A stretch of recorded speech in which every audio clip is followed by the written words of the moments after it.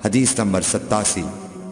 قبیلہ عبد القیس کا وفد رسول اللہ صلی اللہ علیہ وسلم کی خدمت میں آیا۔ آپ صلی اللہ علیہ وسلم نے دریافت کیا کہ کون سا وفد آیا ہے یا یہ کون لوگ ہیں؟ انہوں نے کہا ربیعہ خاندان کے لوگ ہیں۔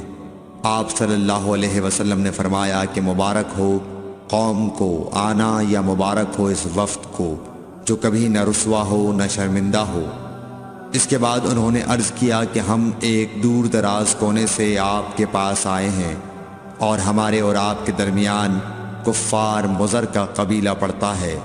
اس کے خوف کی وجہ سے ہم حرمت والے مہینوں کے علاوہ اور ایام میں نہیں آ سکتے، اس لیے ہمیں کوئی ایسی قطعی بات بتلا دیجئے کہ جس کی ہم اپنے پیچھے رہ جانے والے لوگوں کو خبر دے دیں اور اس کی وجہ سے ہم جنت میں داخل ہو سکیں۔ تو آپ صلی اللہ علیہ وسلم نے انہیں 4 باتوں کا حکم دیا اور 4 سے روک دیا۔ اول انہیں حکم دیا کہ ایک اللہ پر ایمان لائیں، پھر فرمایا کہ کیا تم جانتے ہو کہ ایک اللہ پر ایمان لانے کا کیا مطلب ہے؟ انہوں نے عرض کیا اللہ اور اس کا رسول زیادہ جانتے ہیں۔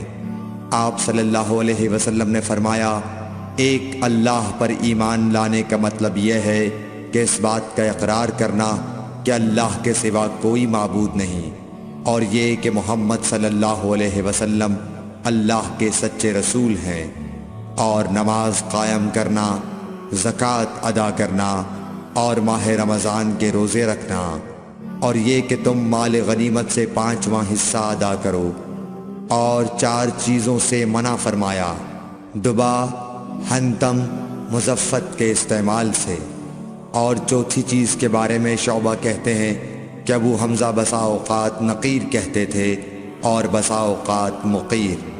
اس کے بعد رسول اللہ صلی اللہ علیہ وسلم نے فرمایا کہ ان باتوں کو یاد رکھو اور اپنے پیچھے رہ جانے والوں کو بھی ان کی خبر کر دو۔